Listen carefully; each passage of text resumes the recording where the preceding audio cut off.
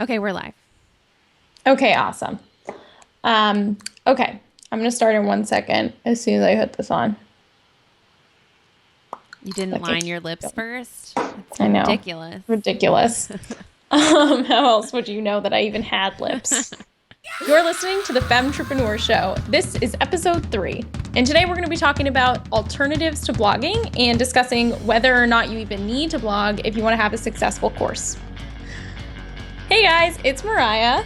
And I'm Megan Mins. And before we get started, if you're interested in watching the unedited version of us recording this show right now, you can go to thefemshow.com/YouTube, where we actually upload the video of us recording these podcast episodes. So be sure to check it out. You can see what we're wearing, and you can also see us dancing in our seats. Hear us doing ridiculous things. Yeah, should be fun. So definitely go to thefemshow.com/YouTube if you're interested. So let's dig in. Okay, Nancy asked us, do I really need to have a blog to have... Oh, let me start over. See, unedited. Okay. Nancy asked, do I really need a blog to have a successful course? What do you think? This is a great question. Yeah. This is a really good question. So I went ahead and wrote down, so I prepared, I wrote down 7 alternatives to blogging. And I love it. So many of our students and our readers reach out to us and they're like, okay, I want a course, like I want an online presence. I get that, but they're just like, I don't want to blog. Like Too much time, so much effort. There's a lot of reasons. A lot of people don't feel like they're natural writers. Same. That's me. I like force myself, but it's definitely not like, I don't identify as like a natural writer. Like writing a blog post for me takes some time. Literally, you saying that just reminded me of another alternative to blogging. Oh, so now we have 8 alternatives. So now we have 8. We used to have 8, then we went down to 7. Now we have 8 again. Okay. And I think I think I thought that everyone was a natural writer. I think for a long time I thought that hashtag natural writer problems. Is that a thing? Yeah. I don't know. Like I used to think like, oh, everyone is a good writer. Like that's just a baseline skill. And then I realized like, oh, so people enjoy different mediums.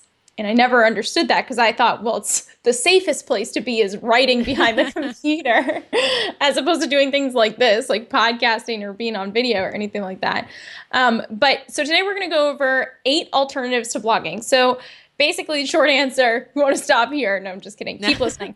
The short answer is no. You don't have to blog. You don't have to blog to have a successful online business, and you definitely don't have to blog in order to create and sell successful online courses.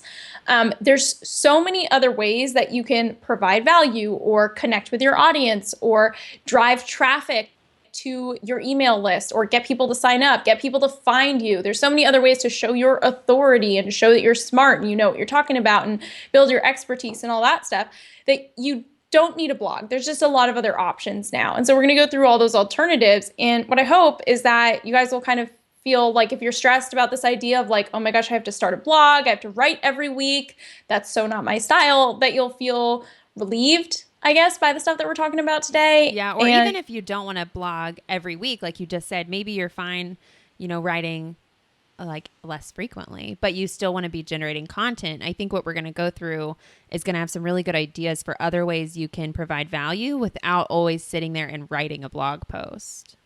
Absolutely. And I mean, like in terms of frequency too, like you don't have to blog every day. People are like, oh my gosh, does this mean I have to start blogging every day because I've decided that I want to launch a course, and they don't have time for that. And it's like, of course not. No, I remember at the beginning of blogging, at least in my world, the beginning of my knowledge of blogging years ago, I felt like everyone blogged every day.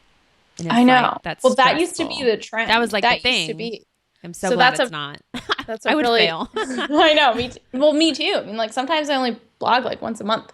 That actually is a really good transition. I don't know if you did that on purpose. I didn't. But that is a really good transition because what I was going to say is that in the past, the trend was that you wanted to have as many pieces of content as humanly possible. And it was more about quantity than it was quality. And it was more about how many archives do you have? Like how many blog posts do you have in your archives? A lot of people would say, if, the more content you have, the more sheer amount of blog posts that you have, the more likely someone will find you, or like Google will reward you and put you, at the top of searches. Like there were things that were in place, and the systems in place were essentially saying like the more you have, the better. Yeah. And in general, I think that over the last couple years, and I've been blogging for 6 years now, which is crazy, but over the last couple of years, things have really, really shifted. And I think where it used to be all about like who's blogging twice a day, who has the most content that I can sift through, people now are so overwhelmed and like so just inundated with like different types of information from like Pinterest and Instagram and Twitter. And like there's just so much more than there was 5 years ago, that the trend now, everything is moving in this totally opposite direction, where instead of having a huge archive of old blog posts, the ideal is having this one single piece of amazing free content. But this like one thing that's really, really good and attracts people continuously in an evergreen way. But it's not like, oh, I have to blog every day to keep people coming back. I mean, that's what people used to say. They're like, oh, I have to blog every single day, or else like the world will forget about me, or I'll never get another reader, which is insane. But now it's more about, the trend is like, can you craft this one single, one or two or three, but having just one or a few pieces of like really, really good high quality content rather than just a bunch of stuff. For example, like having a really good, almost like a signature free course that's like, oh my gosh, you have to take her free course. It's so good. And it's evergreen. I mean, like our free course has been up for 1.5 years and it's the same content and it gets tons of subscribers every day and people love it. And it's like timeless, That's like my free Squarespace course is the same way. Like I created it 1 year ago and I always get great feedback on it. And it's kind of nice to I just have it. I always have a great free offer. You don't have to create new free offers all the time. And that's your signature thing. Like, it's like people know you for your free, people recommend it in Facebook groups and they talk about it and they are like, oh my gosh, go to Megan. She's the go-to person if you want to take her free Squarespace course. But it's true. I mean, people know you for that. So it's having this one incredible free piece of content, whether it's a free course, a free webinar, a free ebook, like something that's just like your signature freebie is more important than trying to attract people with like tons and tons of content that can just be overwhelming. Okay. I think that's so good. Quality over quantity. Yes. So then let's dig into like the 8 alternatives to blogging. Because even if we want that one thing, we still need to be providing content some kind to our audience. So of course, even if you have that one thing, you still need to connect with your audience, produce content. You have to keep things updated. Yeah. That's just kind of par for the course. Because otherwise, if you just post it and then like you're not providing anything new, people will wonder if you're like still even active. So like even if you don't want to have a blog, like we've already established, you'll want to have some kind of web presence and you'll want to be producing content so everyone knows you're still around and you're still active and your information is still up to date. All right, so let's go through these 8. If you guys want to write these down, you can, or you can just go to the show notes and we'll give you a list of all these things. Yeah, these will be written out for you if you go to thefemshow.com/3. But if you're doing anything else, just listen and I'd write them down for sure if you can. All right, so number 1 is podcasting. Ayo. So meta. Super meta. Let's talk about podcasting on a podcast. So instead of doing a weekly blog, if you feel like you get your ideas out better, like in audio or like verbally, which I know for me, I used to do this thing where I would talk out loud in order to write a blog post. And I didn't really this is a couple years ago, like I didn't really understand like how to start a podcast or any of that stuff, but I just knew that it was easier for me to talk out loud to myself and then kind of collect my thoughts later and write it out into a blog post. Yeah. I totally get I definitely have to. Anything I write, I feel like I have to read it out loud. And when I read it out loud, I'm like, this sounds weird. Like I need to rewrite it. Like I need to. So I totally get it. Yeah. I think some people just feel like, I mean, we've had tons of students who will be like, I feel like I could talk about my course topic for days. Like you just like ask me questions and I'm so good at talking about it. And people ask me about it when I'm at the coffee shop or, you know, at an event, and they can talk about it very freely. And then when it comes to writing, they freeze up. Yeah. And so I don't want that to happen. I know that we've talked about that happening for us too. You know, podcasting is a great way to reach people as long as you're giving like consistent content. And again, the frequency doesn't actually really matter that much. Like whether it's once a week, twice a month, once a month, like that, as long as it's consistent. As long as they know how, like what the frequency is. Like exactly. If it's once a month, that's fine. They just need to know it's once a month. Right. Okay. They should know what to expect. Yeah. So podcasting is our first alternative. If you'd rather just talk into a microphone like we're doing now, it's a super effective way to connect with people. And just to jump off this podcasting thing, even if podcasting in the like official sense of submitting it to iTunes, if like that seems too overwhelming, even just doing an audio blog, like you don't even have to necessarily go 100% to making it a real podcast, as you could just have like an audio file on your website with like some little links or notes underneath, and that's still serving the same purpose. Absolutely. Like Squarespace has an audio block. You could just upload the file. Yeah, super simple. So I did want to say, if you're a person that's totally resonates with feeling like you can talk about something, but the idea of actually going through and launching a podcast is like too much of a hassle, which I get, then I would say you could still audio blog, which is just posting those up on your site.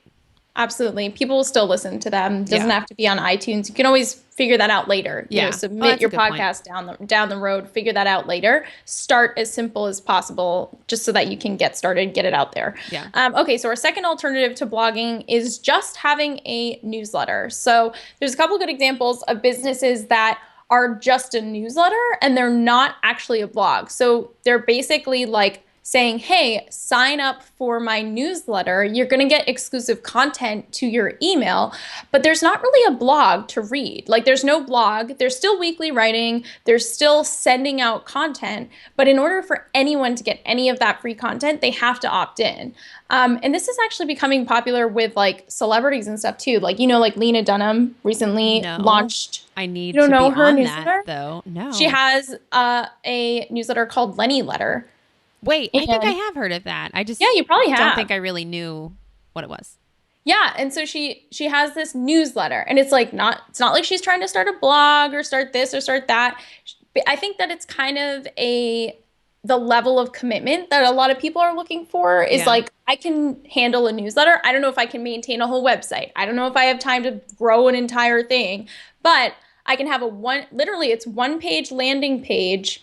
And then you just sign up. There's another one that's like for cool girl. I can't remember what it's called. I think it begins with a W. I love the idea though that like, I know a lot of people ask us, well, how do I write for both? Like what goes on the blog versus what goes in the newsletter? And like, that's a struggle I feel like not only I've experienced, but so many people wonder. And it's like, how do I create content for both? It's like, if that's you, then and your roadblock is doing that, then just put up the landing page and send out your content through a newsletter. You can always publish it later if you want, but like I think the idea that you're giving exclusive content, like the only way to get my content is through my newsletter. Not only does that make you want to sign up, but it's going to make your newsletters really important. Like think about how often you do sign up for a newsletter and maybe it's like, oh, you kind of like they slip through the cracks sometimes, even if you love the person. Like if that's the only chance to like learn from this person, I don't know. I just feel like it would make that exclusive. Email. It's like it's going into my inbox. It's not going into a folder. It's not getting rolled up. Like I don't want to miss it. So I really like that idea a lot. It kind of has like a cachet. Okay, it's the newsletter is like how you're going to find out about this stuff, not like just because it's plastered all over the website. Like you have to be an insider. That's it. I kind of wish I had like started with that because I feel like the idea of blogging and then sending a newsletter was, anyways, good idea. No, Mariah. I was going to start good suggestion. Yeah, and there's a lot of other, obviously like Girl Boss it has a podcast, but it's also a newsletter now. Yeah. Like it's not, and they're not saying it's a blog, it's this, it's that. It's just a newsletter. Yeah. And it's like a really good place, I think, for brands to start. Like I can see all of these different celebrities and different like brands that I've seen that are just starting as a newsletter, I can see it being like the seed, and then they can kind of figure out like, okay, from here, do we want to create a full-blown website, or do we just want to keep it as this like sign up for the newsletter? Literally all it is one page that's like, most of them are Squarespace cover pages. So, well, and I think it's so smart because think about what usually happens. And I say this because I did this too, but think of the norm is that you put up the landing page to like a free offer, or you're blogging with content upgrades, but like you never email your list. So then your list forgets who you are. And then you finally email them 6 months later and they like unsubscribe, or they don't even know who you are. So I feel like the way people normally do it is almost backwards. Like just starting out blogging, if you're not going to follow through with emails, is like almost hurting you in a sense, because you're not like you're building less of a connection versus not blogging publicly, but sending good content to your newsletter. Yep. Wish I had heard this podcast a few years ago, Mariah. Like, pretty bummed. Yeah, no, I think there's obviously like pros and cons. Like if you're writing that content, some people are like, well, why wouldn't I just throw it up on a blog where it can get SEO and it can show up in searches for Google? Like there's reasons to put it somewhere else, but obviously a ton of people are having success with just a newsletter. I mean, and also like the that other brand, Hey Sweet Pea, they have a little website, like a landing page, and then they have a newsletter, but they don't have a blog. And their content is only in this newsletter. It's like not up on their blog, and it's kind of beautiful. I like that. It makes me really like being a part of like their tribe. You know what I mean? Like it makes me appreciate it. It definitely builds a connection. So I definitely like that idea a lot. Okay, so the next alternative, number 3, to blogging is doing webinars. And so for me, doing weekly webinars was replacing me blogging for quite a while. Yeah. Like a couple months there. Sometimes longer. And off and on, I would say like the webinars, to me, they replace a blog post. It's way more time consuming. It's more time consuming. It's a lot more setup. It's different. I mean, some people might say like, oh, well, being on a webinar for 1 hour takes less time than creating, a blog post. And that might be true. I spend like 10 hours on a blog post, so that's true. But it kind of depends on how long you take at different stuff. But to me, if you like presenting on webinars and you are like a teacher like that, like that's where you feel comfortable, you like being on video, you like talking to people, you like that connection, if that seems like something that's calling, even if it's making you nervous, like even if it's scaring you right now, like it was me, I had that like both of those emotions of like, oh my God, I want to do webinars so bad, but I'm so scared. Like I had both, It scares everyone. Yeah. It's like everyone's freaked out the first time they do anything. Like absolutely. We recorded like how many podcast episodes that aren't going to see the sun? Yeah, the light of day, because it was a little nerve-wracking the first few times. It really was. And we weren't really comfortable, and we were kind of talking like robots. We were. It was like if you're interested in hearing the robot podcast, let us know and we'll publish them. We definitely over scripted the first couple episodes. I know. Which is okay, but we're learning. Sorry, anyway. Tangent. Anyways, well, webinars too are such a great list building strategy that if that's something you're focused on as well, like the reason we were able to not blog and just do webinars was because it was giving us a bigger bang for our buck too. Like we were growing our list so rapidly because we were giving such value. And I think with webinars, you're giving a really good, like, I keep talking about the connection, but I just feel like seeing someone on video, like them, you feel more connected to them. Like you're not just reading words on a screen that could have been written by anyone. Like it definitely develops more of a personality and your expertise. I don't know. I love webinars.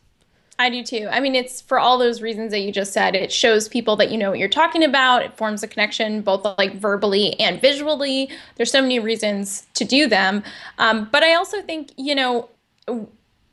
I've been blogging for, a lot of people will say, well, Mariah, if you think that there's all these alternatives to blogging that are even more effective, like I personally believe that doing weekly webinars would be a way more effective strategy than having a blog.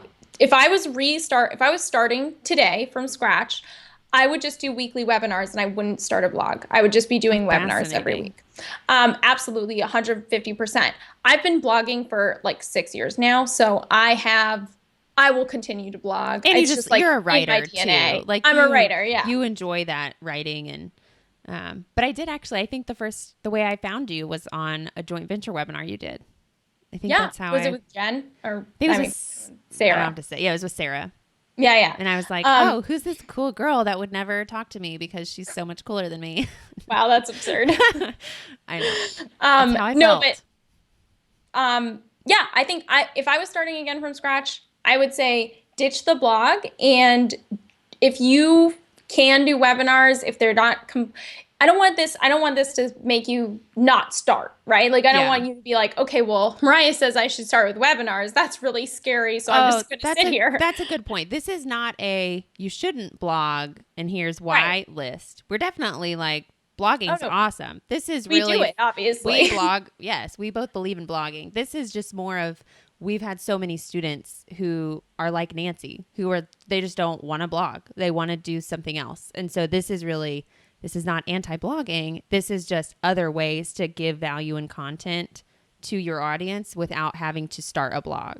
Mm-hmm. Okay. And like 5 years ago, like the thing about all of the stuff we're talking about right now, like podcasting, webinars, newsletters, a couple of years ago, the easiest thing to do was blogging. Like webinars were reserved for people with money to spend on expensive and difficult to use software. Like it's only within the last like 2 years that like anyone can do a webinar because there's now like cheap or free software that allows you to do that. And it's easy enough to use. Like even a couple years ago, like I don't think when I first started my blog, I don't think I could have started a newsletter at that same time because what exists today didn't exist then. Like there wasn't MailChimp. You know what I mean? Like I couldn't have I would have been like, I don't get this. This is like the only things that existed were these like very complex systems that were just not for people like me and not really accessible. So I feel like now all these things are available to you. Whereas like in maybe even just a couple years ago, these other formats were not as accessible for anyone can now make a podcast with, a $50 mic. Whereas like before it would be like, how am I going to get this equipment? How am I going to host it? What am I going to do? I don't know.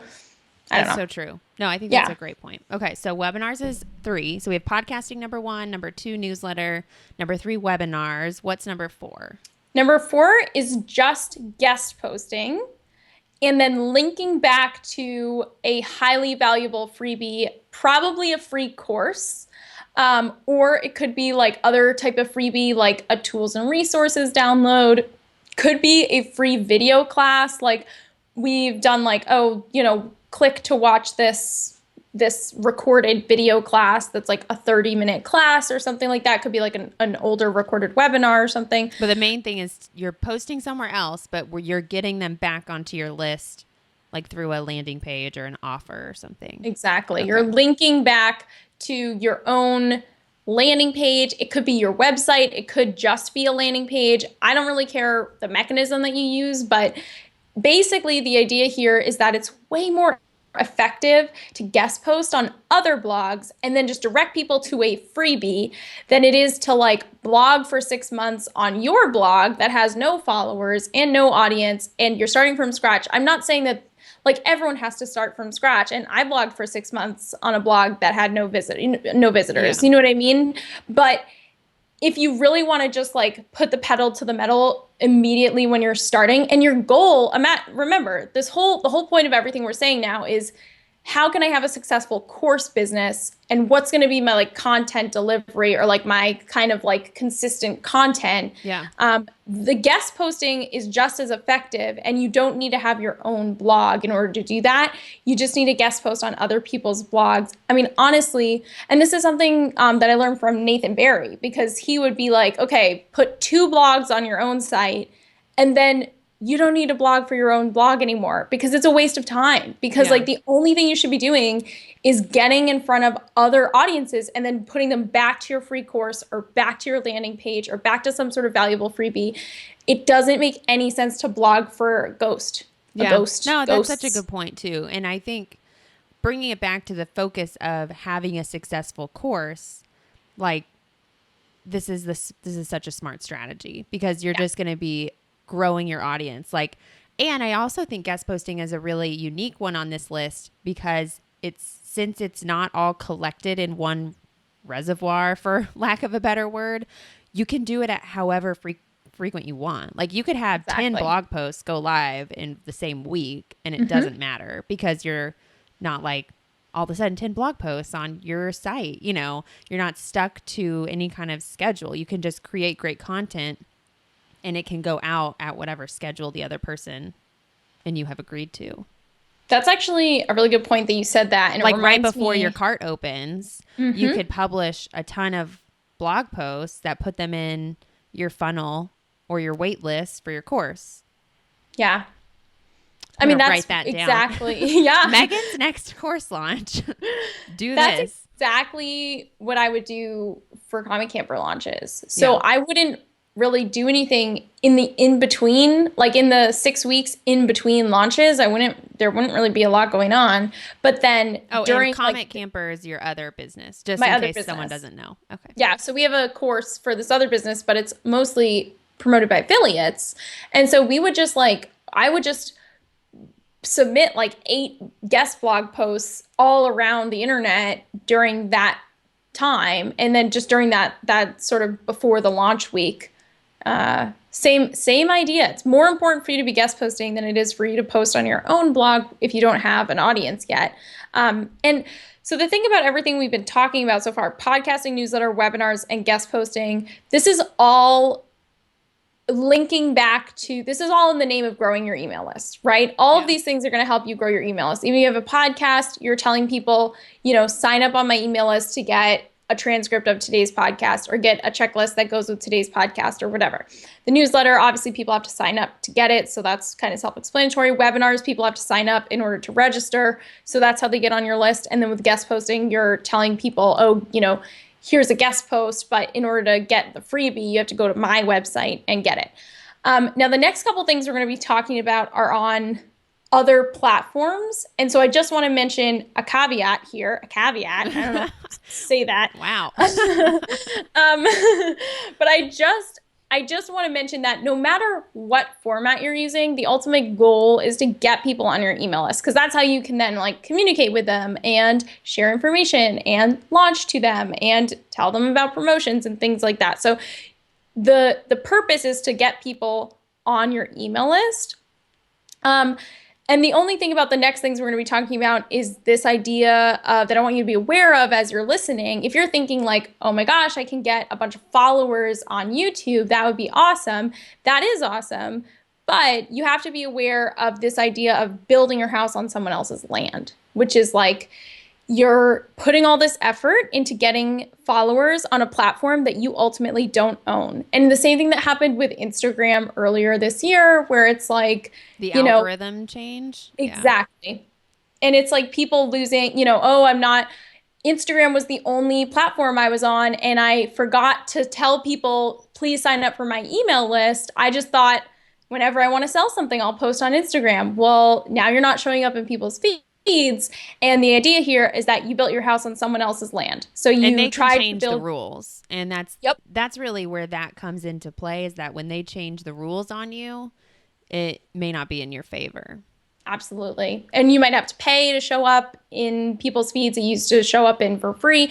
Just this idea of we're going to talk about these other platforms that you can use in order, in lieu of blogging.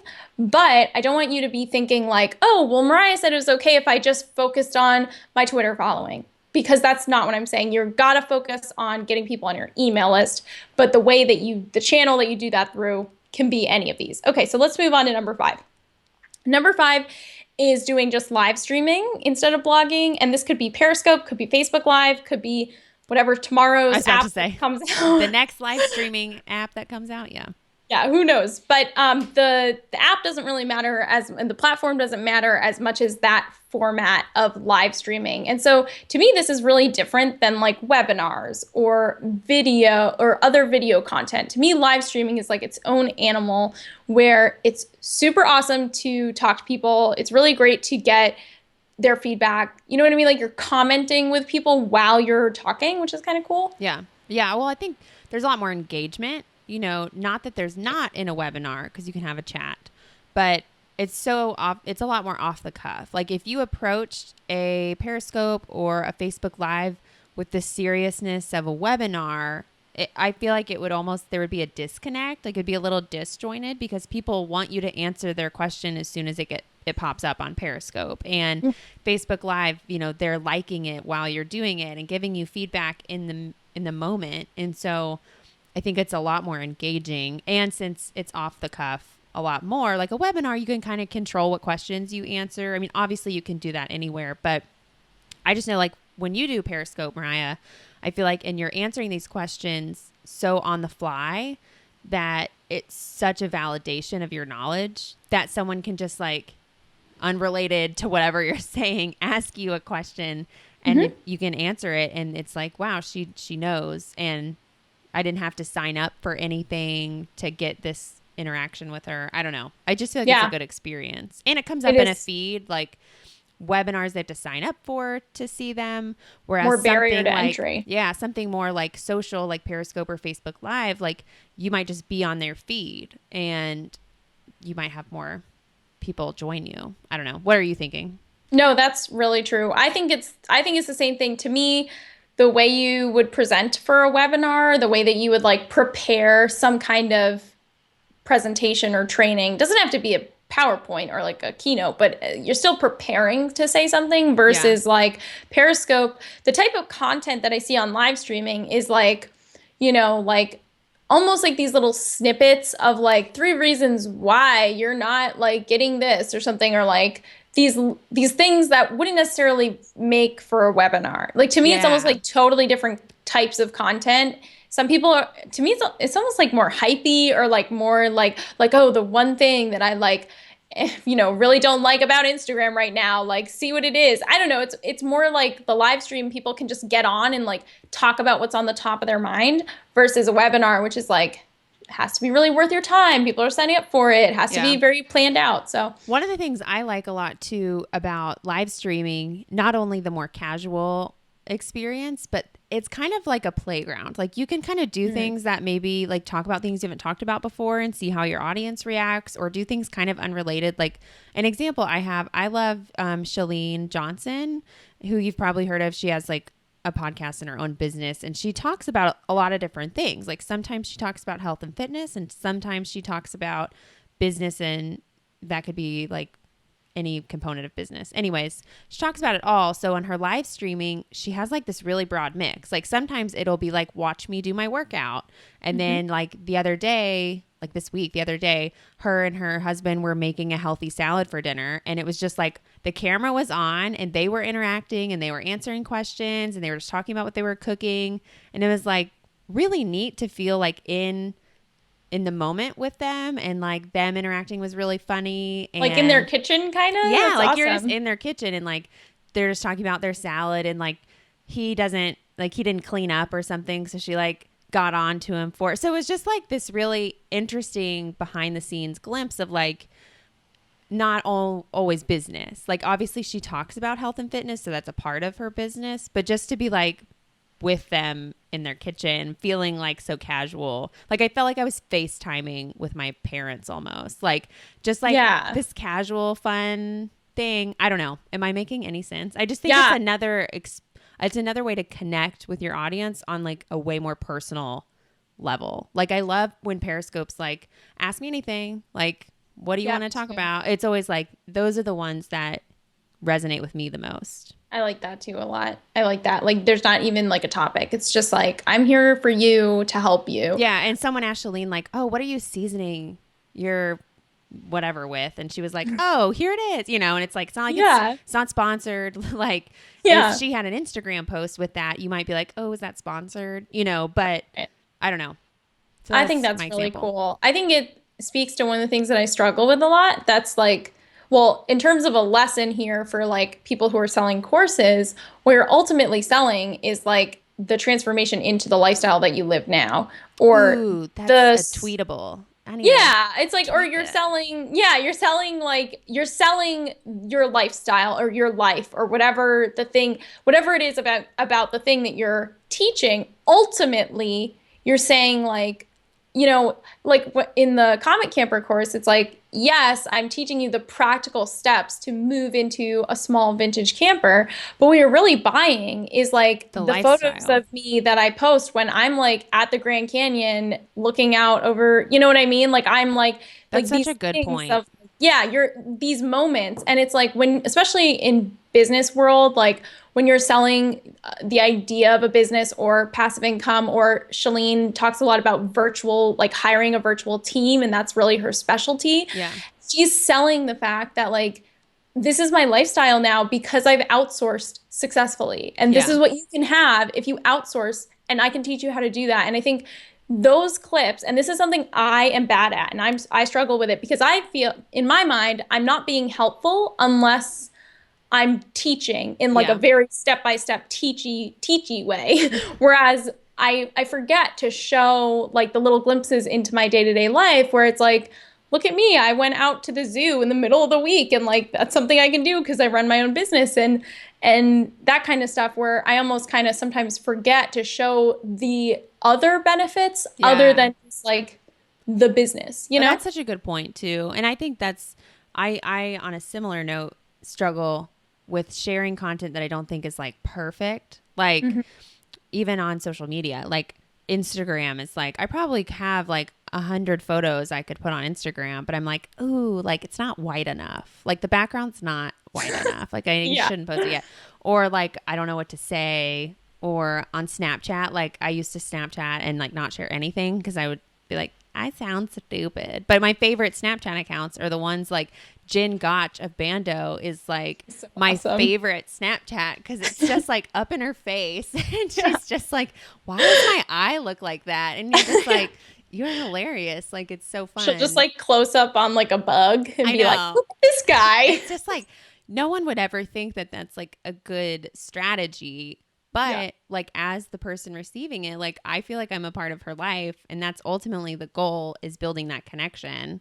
Yeah. And okay, tangent over. I Sorry. I know. got But off that's on a whim there, but live streaming has all of that potential and yeah. more. Okay. Anyways, the Um, next one, number 6. yes. And the other thing I was just going Oh, to say about sorry. live streaming is that on those apps, whether it's Facebook or Periscope or whatever else comes out, those are there's already audiences there. Like I Ooh, that's remember true. going on Periscope and I didn't have any followers, but very quickly got like 5,000 followers over like a month or two because I was like just showing up. And Yeah. there were already people on the app looking for content. And so there's already people there looking for, they might search hashtags like, oh, I'm interested in learning more about, paleo diet, like hashtag paleo. What live streams are up right now that I can watch about paleo? I don't know, but there's already people there, so it's good. That's a good point. Same thing with Instagram. So to me, as an alternative to blogging, Instagram is like what I would call like a micro blogging platform. You can give a little snapshot of what you're doing or something, whatever type of thing you want to show a picture of. But then you can also do a caption that can act as a little sort of mini blog post. Like, this is what's going on with me today. This is what's, happening in my life. This is one of the things I'm thinking about. This is something I learned today. I think it has a lot of potential to be like a daily micro blogging sort of practice instead of the pressure of like once a week I have to put out this like epic piece of content. It's Yeah. just more of like a snippet.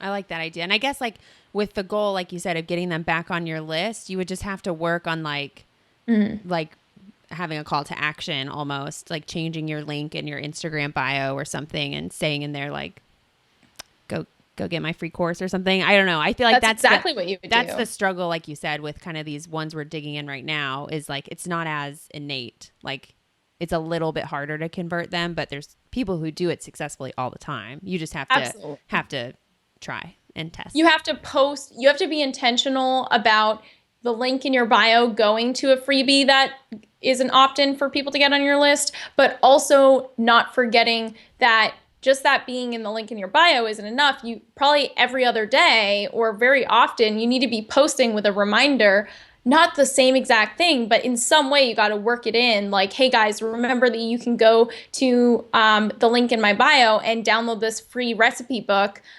today. So just keep working that in. Keep mentioning it and mentioning it every day or every other day. And something before we move on from Instagram, I do think it's a unique opportunity to like.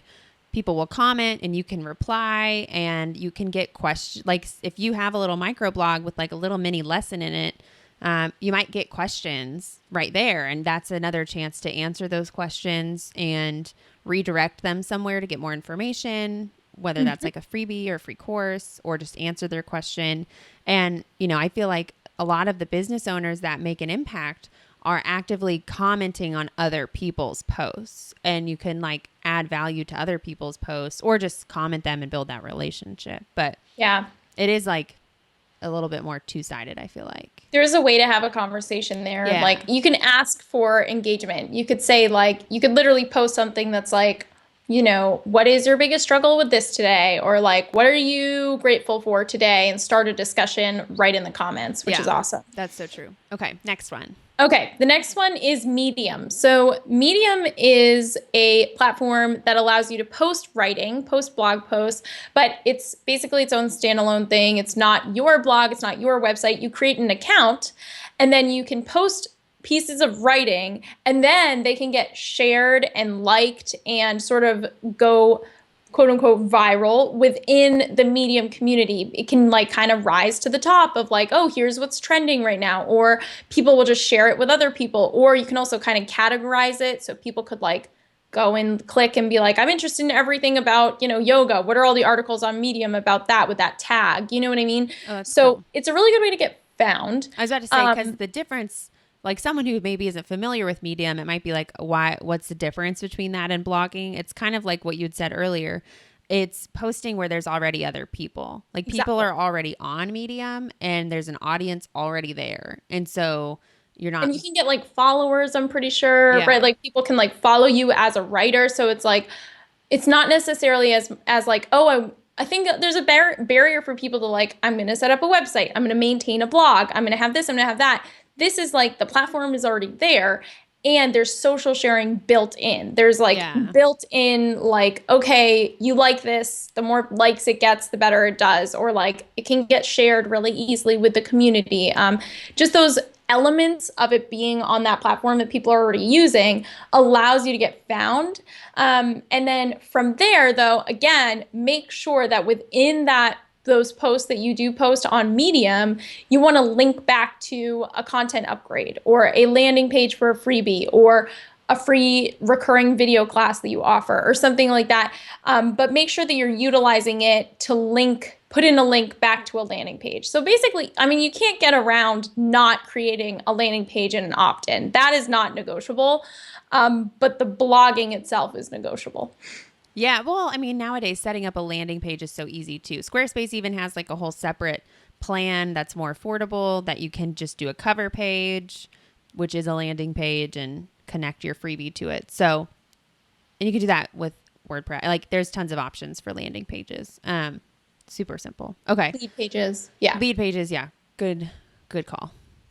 So, okay, so the eighth alternative to blogging is starting a YouTube channel and making videos or blogging as opposed to blogging, or just creating like, it doesn't have to be, I think if people think about like YouTube channels, they're like, oh my gosh, I have to like get on and like share about my life. Like what? Like that's so hard. Like there's a couple things that I think stopped me from like getting on YouTube video specifically was like, okay, I either thought I had to have like a perfect set and like an amazing, and that's totally, I think like not to, be gender specific, but I think that's kind of like a lady thing where it's like, we want our backgrounds and like our rooms to look so nice. And I'm like, I'm not going to make a YouTube video that's going to be permanent unless I have like an amazing house to film it in or something. Yeah. But it's like this weird pressure of like, oh, I can't have a YouTube channel until I like have cuter furniture. Yeah, which is not a real barrier. It's not real at all. Well,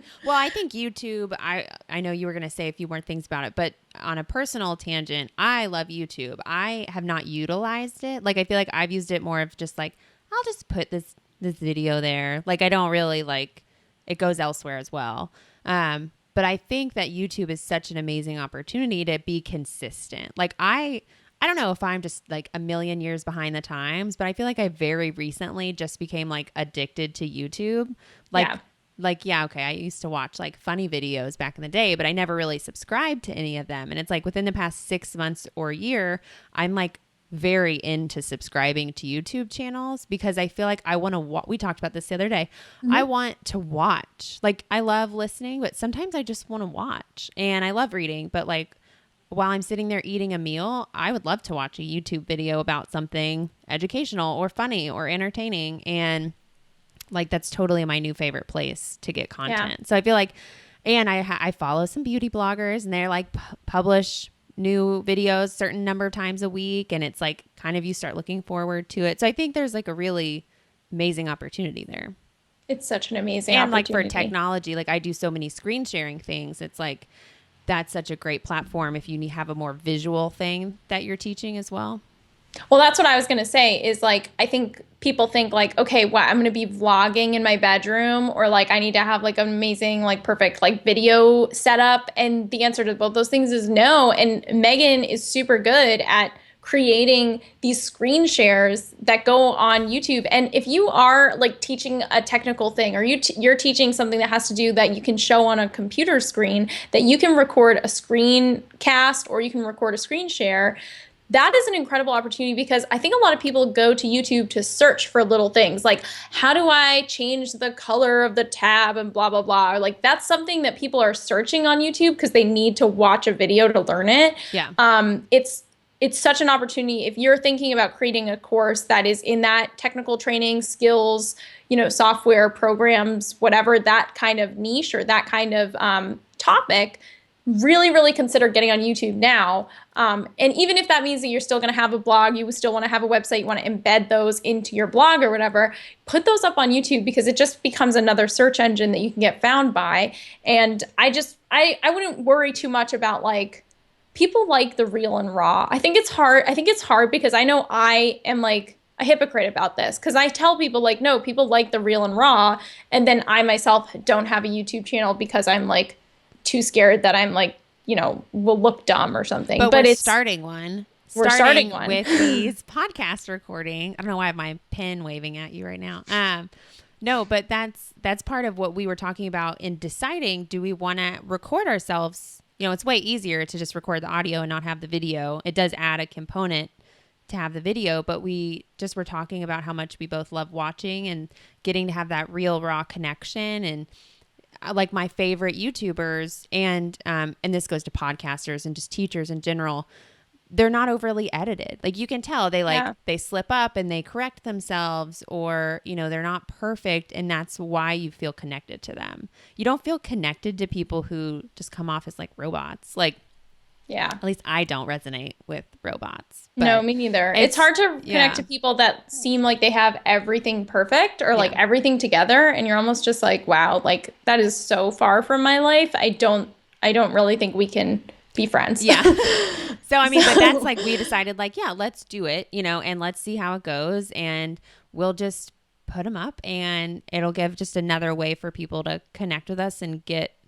the same content. Speaking of, if you want to watch us have this conversation, you can go to thefemshow.com/YouTube and it'll redirect you to our YouTube channel so you can check it out. But okay, I think this is awesome. I love these 8 options. I think there's, especially like you said earlier, with the way the times and technology are changing, so many of these options are newer options that, weren't around a few years ago. So I'd say even if you're already blogging and you hate it and it's dragging you, like you should still consider these 8 other options as maybe a new way to channel your teaching and your content that might serve you and your audience better. So let's review them real quick. So number 1 was podcasting. Number 2 was newsletter. Number 3 was webinars. 4 is guest posting. 5 is live streaming like Periscope or Facebook Live. Number 6 is Instagram, 7 is Medium, and 8 is YouTube. I think that's awesome. That's awesome. That's a good list. That's a good list. overall, you don't have to blog if you don't want to. There's tons of other ways to share content and show your expertise and, get people to find you that then will get on your email list so that you can then have a successful launch and create a successful course. I do think that, being on these types of platforms that allow for that engagement, that's the most important thing, because when you're building your audience, you just want to be able to know that you're engaging with your audience so that they can ask you questions, and then that those kind of inform your course content and your launch material, because people all have the same objection, or they all have the same fear, or people are all asking you the same question. You need to add that to the course. So it's important that people can interact with you on different places, but overall, it definitely, if anything, blogging is probably the most arcane version of any of the things we've talked about today. So yeah, well, thank you, Nancy, for your question. And if you have a question that you'd like for us to answer, go to thefemshow.com and you can learn how to ask your question so that we can answer it in a later podcast. Thank you, guys. Thanks. Bye.